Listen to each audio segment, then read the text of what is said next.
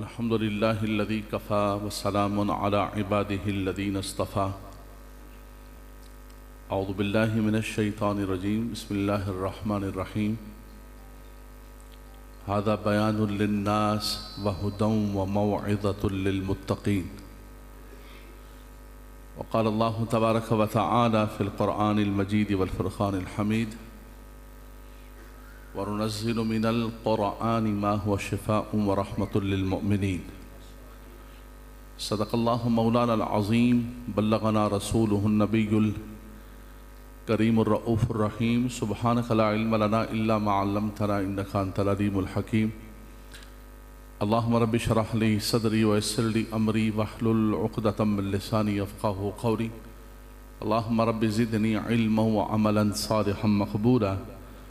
محمد سيد الكونين والثقلين والفريقين من عرب ومن عجم، الحبيب الذي ترجى شفاعته لكل هون من الأهوال مقتحم.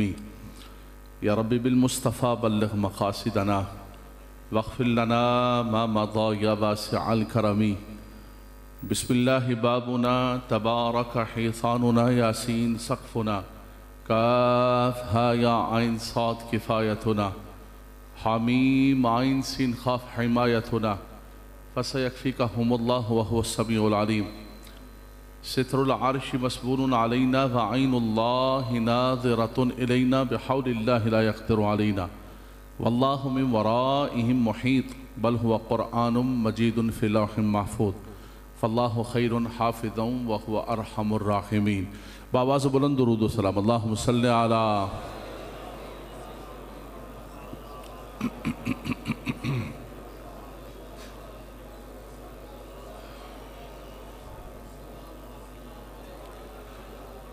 حمد و ثنا کے بعد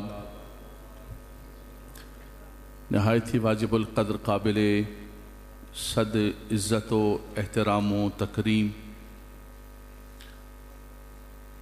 ترجمان اہل سنت مفتی اعظم پاکستان صدر تنظیم المدارس اہل سنت پاکستان حضور قبلہ مفتی منیب الرحمن صاحب دامت برکاتہم العالیہ، مدرس قرآن، مفسر قرآن، مبلغ قرآن حضرت علامہ قبلہ صاحبزادہ پیر غلام بشیر نقشبندی دامت برکاتہم القدسیہ،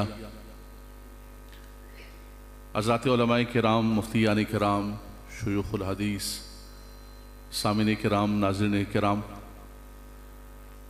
آج کی یہ خوبصورت محفل پاک کے انعقاد پر میں انجمن صدائے مدینہ جو ہمیشہ اس محفل کا انعقاد کرتی ہے، بالخصوص ہمارے بھائی رجب علی چشتی صاحب، اور ہانگ کانگ کے اندر دین کی خدمت کرنے والے قبلہ صاحبزادہ اسد صدیق صاحب دامت برکاتہم العالیہ، جنہوں نے سب سے پہلے مجھے حکم فرمایا کہ حضور مفتی اعظم پاکستان کے لیے وقت چاہیے ہے، اور اصل میں ہم سب جو ہے مبارکباد پیش کرنے آئے ہیں کراچی سے حضور مبلغ اسلام مدرس قرآن صاحبزادہ غلام بشیر نقشبندی دامت برکاتہم العالیہ کو کہ ان کا بحمد اللہ تعالی 100واں درس مکمل ہو رہا ہے۔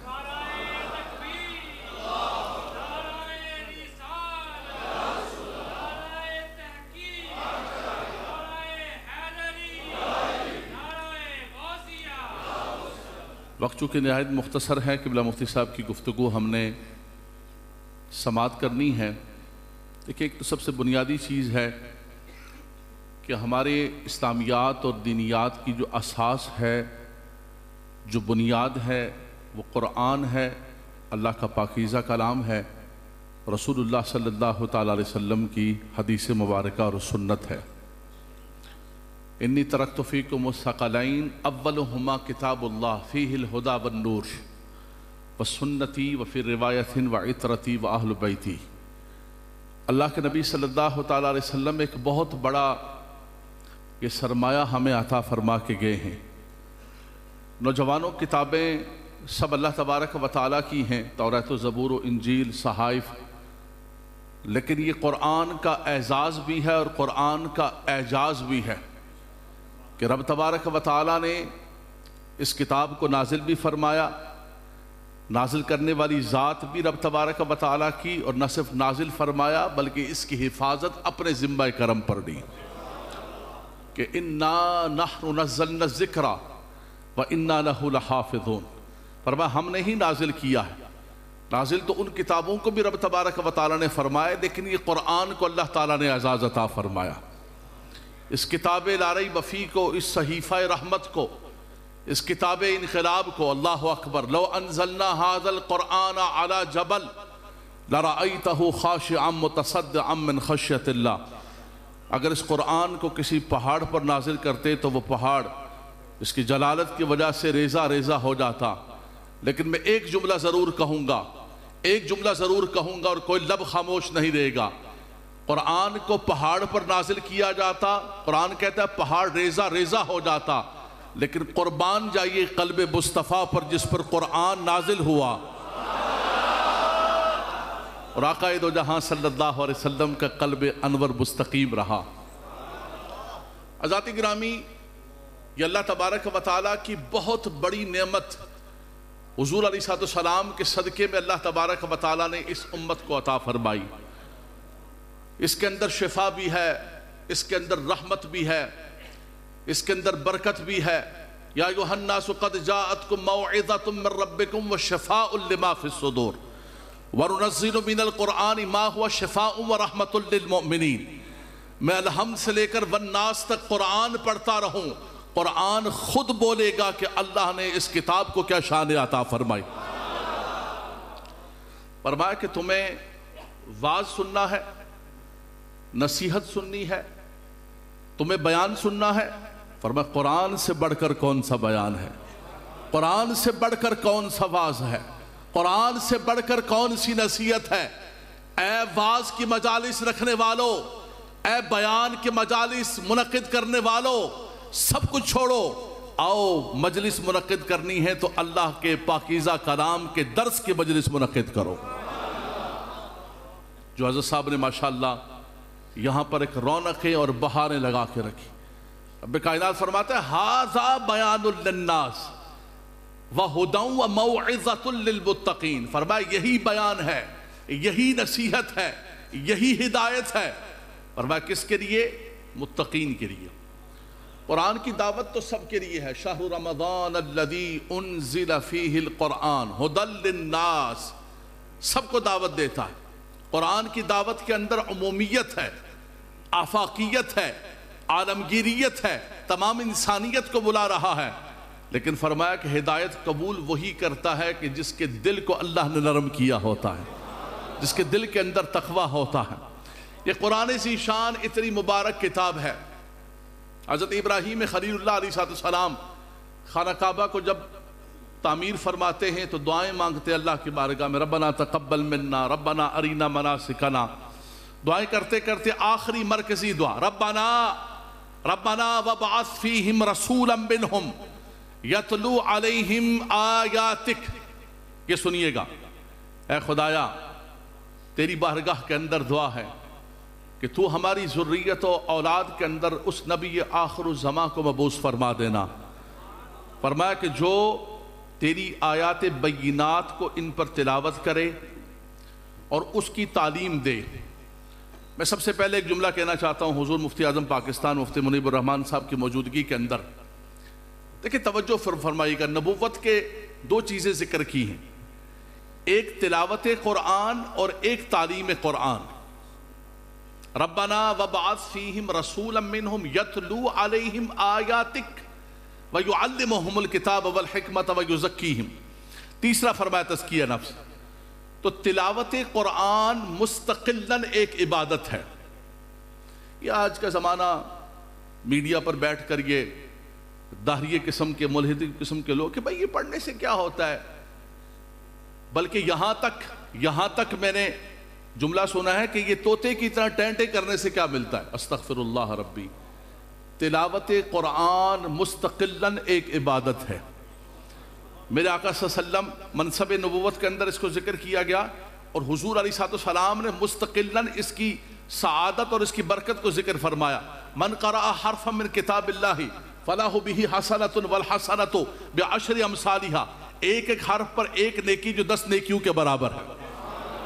لا اقول الف لام میم حرف بل الف حرف و لام حرف و میم حرف. فرمایا یہ نہ سمجھنا کہ بظاہر مجموعہ نظر آ رہا ہے، الف ایک حرف ہے، لام دوسرا حرف ہے اور میم تیسرا حرف ہے. کسی نے یہ بھی پڑھا تو 3 ایسی نیکیاں جو 30 نیکیوں کے برابر ہیں. پھر خاص طور پر آقا دو جہاں صلی اللہ تعالی وسلم نے اپنے غلاموں کو تلاوت قرآن کی بار بار ترغیب فرمائی. جیسا حضرت صاحب نے بہت ایمان افروز حدیث پاک بیان فرمائی، ایمان تازہ ہو گیا. اچھا، اللہ کے نیک بندے ہوتے ہیں، ہم علماء ہیں، پڑھتے ہیں، سنتے ہیں، لیکن اللہ کے کسی نیک بندے کی زبان سے انسان کوئی بات سنتا ہے تو دل پر جا کر لگتی.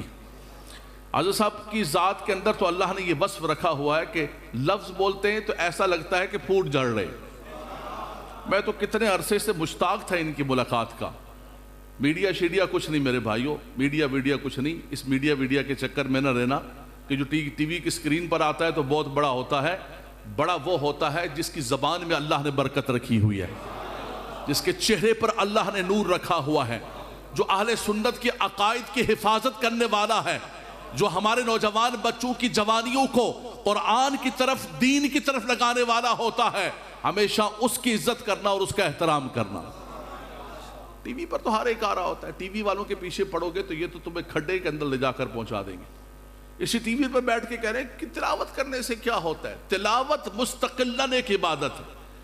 نبی کریم صلی اللہ علیہ وسلم نے خاص طور پہ فرمایا لا تجعلوا بیوتکم مقابر. حضرت نے جب حدیث پاک پڑھی تو میرے ذہن کے اندر یہ لفظ آئے. فرمایا کہ اپنے گھروں کو قبرستان نہ بناؤ. نہیں، ہمارے گھر تو بڑے خوبصورت ہیں، خوبصورت ٹائلز، لائٹنگ، ایوری تھنگ، یہ ہے، صوفہ لگایا ہوا ہے، کرٹن لگائے ہوئے ہیں. قبرستان تو نہیں ہے. ہمارے گھر بڑے خوبصورت ہیں، ہم نے تمام حسن و جمال کا اہتمام کیا ہوا ہے، ہم نے تمام خوبصورتی کا اہتمام کیا ہوا ہے. فرمایا یہ لائٹنگ جس کو تم لائٹ سمجھتے ہو یہ کچھ نہیں ہے. اصل جو لائٹ ہے، جو نور ہے، جو اللہ تبارک و تعالی نازل فرماتا ہے. فرمایا وہ نور کیسے ملے گا؟ فرمایا جس گھر کے اندر قرآن کی تلاوت کی جاتی ہے اس گھر پر انوار و تجلیات کی بارش ہوتی. آج دیکھیں ہم کہتے ہیں نا کہ یار پتہ نہیں کی ہو گیا، اتنے سارے پیسے بھی کما کے لے آنے ہیں لیکن پتہ نہیں کی گالے کارے سکون نہیں ہے، برکت نہیں ہے. کار جانے بچے لڑ رہے نے، بیوی میاں لڑ رہے نے، فلان ہے فلان ہے. مجھے بتاؤ اس گھر کے اندر تم یہ سمجھتے ہو کہ مال کی کثرت سے، کثرت اور چیز ہوتی ہے، برکت اور چیز ہوتی ہے. ہم کثرت کے پیچھے دوڑ رہے. فرمایا کثرت کے پیچھے دوڑنے سے کچھ نہیں ہوتا ہے اور بہت سارا آنے سے سکون نہیں ملتا ہے. فرمایا سکون چاہتے ہو تو قرآن کی تلاوت کرو، سکون چاہتے ہو تو اللہ کا ذکر کرو، سکون چاہتے ہو تو آقا دو جہاں صلی اللہ علیہ وسلم پر درود و سلام پڑھو کہ رب تبارک و تعالی تمہارے گھر پر انوار و تجلیات کی بارش فرمائے. فرمایا لا تجعلوا بیوتکم مقابر. فرمایا گھروں کو قبرستان نہ بناؤ. جس گھر کے اندر قرآن نہیں ہے وہ گھر کتنا بھی خوبصورت کیوں نہ ہو، کتنا بھی اعلیٰ تعمیر کا کیوں نہ ہو، فرمایا وہ قبرستان کی مانند ہے. اور لیس فی جوفہ شیء من القرآن کالبیت الخرب. فرمایا وہ سینہ بھی کتنا چوڑا کیوں نہ ہو، جس سینے کے اندر قرآن نہیں ہے وہ بھی ویران مکان کی طرح ہے. وہ گھر بھی ویران ہے، وہ سینہ بھی ویران ہے. فرمایا اپنے گھروں کو منور کرنا چاہتے ہو، سینوں کو منور کرنا چاہتے ہو، اپنی زندگیوں کو منور کرنا چاہتے ہو، اپنی زندگیوں کے اندر قرآن لے کر آؤ. دیکھیں ہم بحمداللہ تبارک و تعالی علیہ سنت ہیں. ہماری میلاد النبی صلی اللہ تعالی علیہ وسلم کی محافل، 11ویں شریف کی محافل، معراج النبی صلی اللہ علیہ وسلم کی محافل، یہ محافل مجالس یہ پروگرام ہمارے چلتے رہتے ہیں. لیکن بڑی معذرت کے ساتھ آج کل پیٹرن کیا چلا ہوا ہے، ہمارے یہ جو لوگوں کی ڈیمانڈز کے خطابات ہیں، ہم آج خطابات کرتے ہیں لوگوں کی ڈیمانڈز پر کہ لوگ مارکیٹ کی ڈیمانڈ کیا ہے. ارے خدا کے بندے مارکیٹ کیا ہوتی ہے؟ ہم اللہ کے دین کے خادم ہیں، دین کے مبلغ ہیں. ادھر ادھر کی نہ بات کر یہ بتا کہ اللہ کا پاکیزہ کلام کیا کہتا ہے. قرآن کی بات کو سکھایا جائے. اپنی محافل کے اندر قرآن کا ذکر کرو، قرآن پڑھو، قرآن پڑھو، قرآن پڑھو.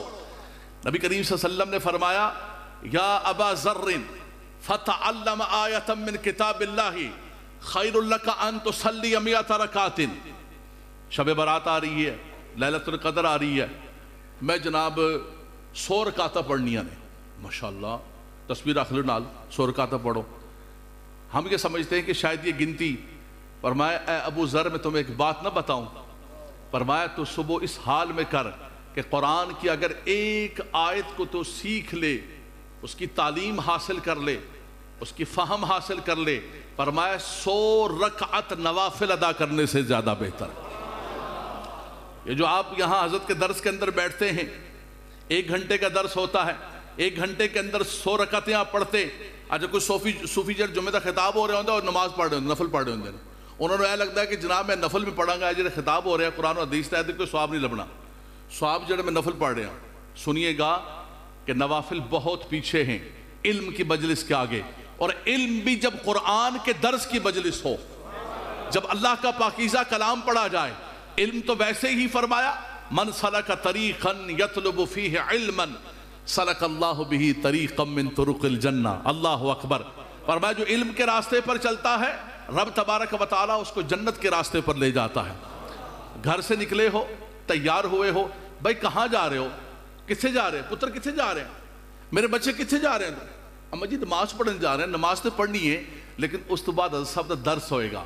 آپ یقین کریں گھر سے نماز تو پڑھنی ہے، آپ نے جماعت واجب ہے، ورکعوا مع الراکعین، لیکن ساتھ آپ نے نیت کی ہر اٹھنے والے قدم پر اللہ آپ کو درجے عطا فرمائے گا.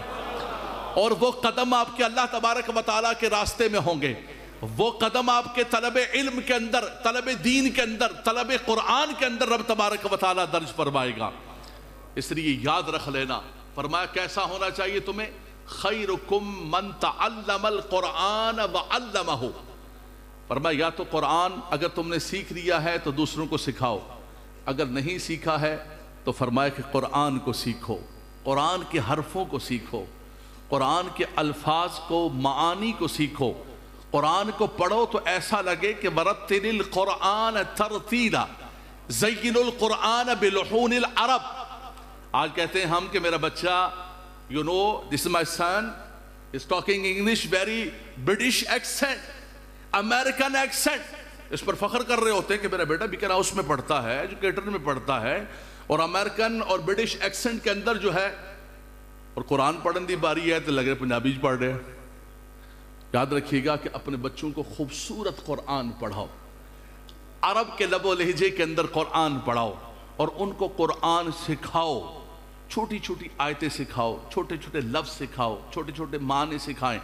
ہمارے یہاں مفتی صاحب نے ایک مرتبہ حدیث پاک کے ختم پر، مجھے یاد ہے 7-8 سال پہلے، چونکہ میں یاد ساتھ ہوتا ہوں تو مفتی صاحب کے خطابات سنتا رہتا ہوں، ان کو یاد کرتا ہوں، ایک ایک لفظ یاد کرتا ہوں، ایک ایک لفظ یاد کرتا ہوں، لہجہ یاد کرتا ہوں، انداز یاد کرتا ہوں. ہمیں تو ایسا لگتا ہے نا یہ بزرگ ہمارے پاس ایک اللہ تبارک و تعالیٰ کی امانت ہے، اللہ تبارک و تعالیٰ کی رحمت ہے. ان کے ایک ایک لفظوں کو، انداز کو یاد کرو. تو مفتی صاحب نے فرمایا کہ ہمارے یہاں ہوتا یہ ہے کہ ہم بچوں کو صرف و نحو پڑھاتے ہیں تو پڑھاتے ہیں ضرب زید امرا، اسی کو ضرب زید امرا. فرمانے لگے بھئی زید مارتے مارتے تھکتا نہیں ہے اور امر مار کھاتے کھاتے تھکتا نہیں. اسی کو کوئی بھی مثال دینی ہے جی، ہم نے فاعل کی مثال دینی ہے، مفعول کی مثال دینی ہے. فرمایا اس کے بجائے تم ایسا کرو کہ ان کو مثالیں دینی ہیں تو مثالیں بھی قرآن کی دو، قرآن کے اندر سے نکال کے دو. میں نے حضور امیر المجاہدین علامہ خادم حسین رضوی صاحب سے جامعہ نظامیہ کے اندر صرف پڑھی ہے. یہ اللہ نے اس شخص کو اعزاز دیا ہوا تھا کہ الحمد سے لے کر والناس تک پورے قرآن کے انہوں نے سیگے نکلائے. اس کی ماضیاں، مضارع، اس میں فاعل، مفعول. پھر ایک دنیا داروں کی کلاس میں نے شروع کی اور حضور مفتی اعظم پاکستان بھی امتحان کے لیے تشریف لائے، حضور امیر المجاہدین بھی امتحان کے لیے تشریف لائے. تو یہ ہماری ہر مسجد کے اندر کلاس ہو، ہر محلے کے اندر درس قرآن ہو، ہر گلی کے اندر درس قرآن ہو. ہم نے دنیا جہان کی ہر چیز کو پکڑ لیا ہے، ترنم کو پکڑ لیا ہے، ہم نے گانوں کی طرزوں کو پکڑ لیا ہے. ہم یہ سمجھتے ہیں کہ وہی سب سے بڑا خطاب ہے. اللہ اکبر. فرمایا ان اللہ یرفع بہذا الکتاب اقواما ویضع بہ آخرین. فرمایا کہ رب تبارک و تعالی بعض لوگوں کو، بعض قوموں کو اسی قرآن کی برکت سے عروج عطا فرمائے گا. ترقیاں عطا فرمائے گا۔ جو قرآن سے منسلک ہو گئے رب تبارک و تعالیٰ انہیں اوج ثریا کا مقام عطا فرمائے گا۔ وَيَدَعُ بِهِ آخَرِينَ، اور جنہوں نے قرآن کو چھوڑ دیا، قرآن کو پس پش پھینک دیا، نہیں، ہم تو مسلمان ہیں، اسی تینے سونا کپڑا سونا گلاف اچھا کر کے رکھا ہے کہ ہاتھی نہ پہنچے۔ نہیں حضرت، ایسی بات نہیں ہے۔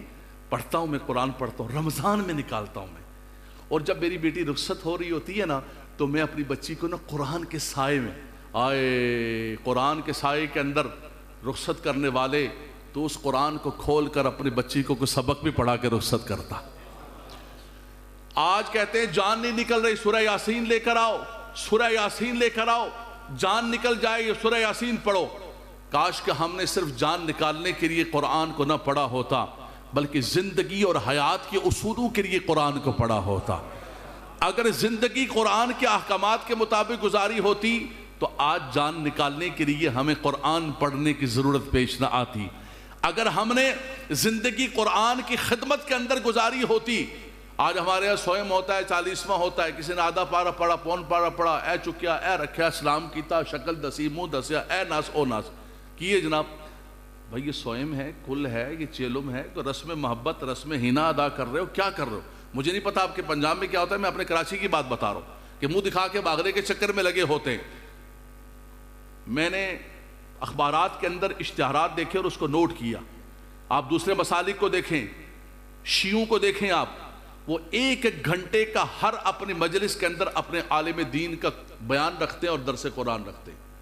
آپ کہیں کہ حضور قرآن دے پڑھیا کو قرآن دی گل، نہیں بولی صاحب، جلدی ہے بڑی، لوگوں نے بڑی جلدی پئی ہے، لوگ بڑی لیٹ ہو رہے ہیں، جلدی کرو، دعا منگو، اور دعا بھی 2 منٹ دی منگنا، ٹائم نہیں گا لوگوں کو۔ او یار رکھو ہی نا، تسی مہربانی کرو، اینی چھتی پئی ہے نا، تڑ کو ٹائم نہیں گئے، تسی رکھو ہی نا۔ آپ رسم کل رکھیے، آپ چیلم کی محفل رکھیں، لیکن ایسے مدرسین قرآن کا وہاں پر خطاب رکھیں، وہ بتائیں کہ قرآن پڑھنے کا بھی ثواب ہے، لیکن اس قرآن میں سے کوئی پیغام بھی آپ سنتے جائیں۔ حضرات گرامی، ضرورت اس بات کی ہے ہمارے گھروں میں قرآن پڑھا جائے، ہماری زندگیوں کے اندر قرآن ہو، قرآن کی فہم حاصل کریں، قرآن ذیشان کی برکتیں حاصل کریں، اپنے دلوں کو بھی منور کریں اور اپنی قبروں کو بھی منور کریں، اس دعا کے ساتھ کہ اللہم نور قلوبنا بالقرآن، اللہم زین اخلاقنا بالقرآن، اللہم ارحمنا بالقرآن العظیم بجاہ النبی الامین صلی اللہ تعالیٰ علیہ وسلم۔ رب تبارک و تعالیٰ حضرت کی عیسائی کو، کوشش کو، ہمارے رجب علی چشتی صاحب اور ان کی ساری ٹیم، اس مسجد کے نمازی، اللہ تبارک و تعالیٰ سب کو برکتیں عطا فرمائے، رحمتیں عطا فرمائے۔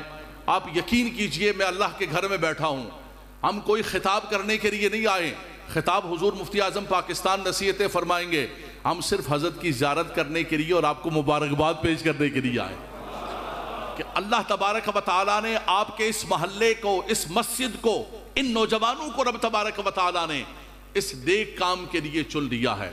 اور ایک بات میں اپنے بچوں کے لیے کہوں گا، ایک بات میں اپنے نوجوانوں کے لیے کہوں گا، کہتے ہیں جوانی دیوانی ہوتی ہے، یاد رکھنا نوجوانوں، جوانی دیوانی بھی ہوتی ہے، لیکن جوانی کے اندر عبادت اور ایسی محافل کے اندر آنا یہ پیغمبروں کا شیوا بھی ہوا کرتا ہے۔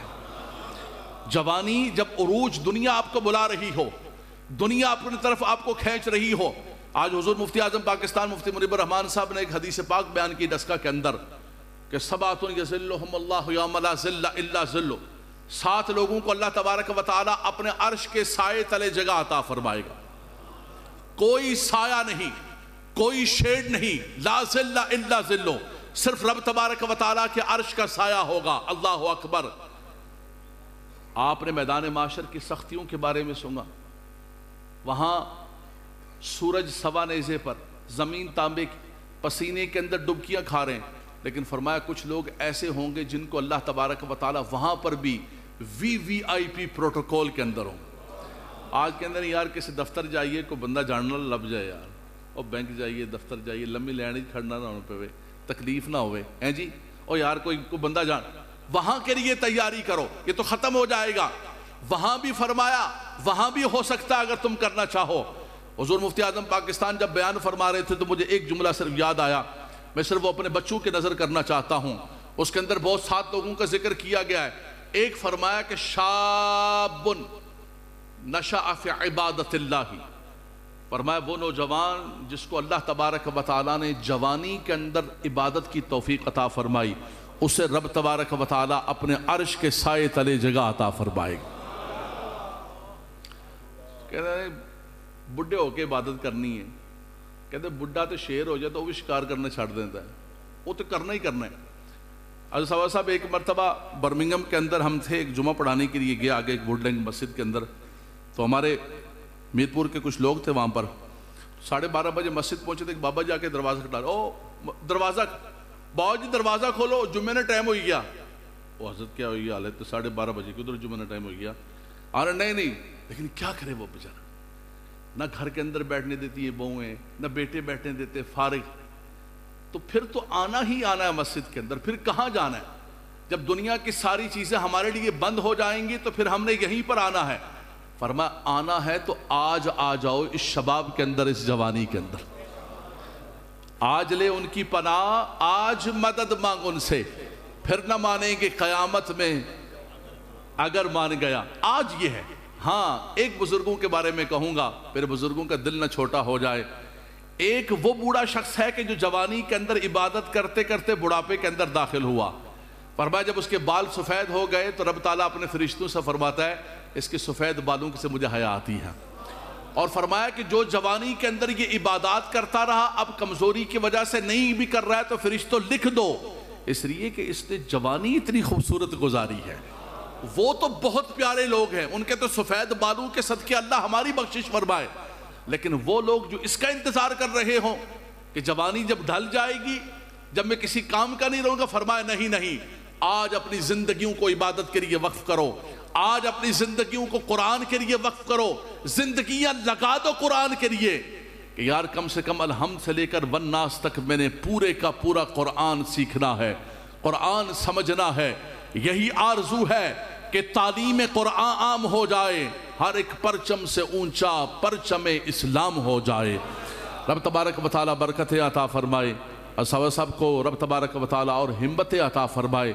اس علاقے بھر کے اندر جو قرآن کا پیغام عام کر رہے ہیں، رب تبارک و تعالیٰ ان کو دونوں جہانوں میں اس کا اجر عطا فرمائے.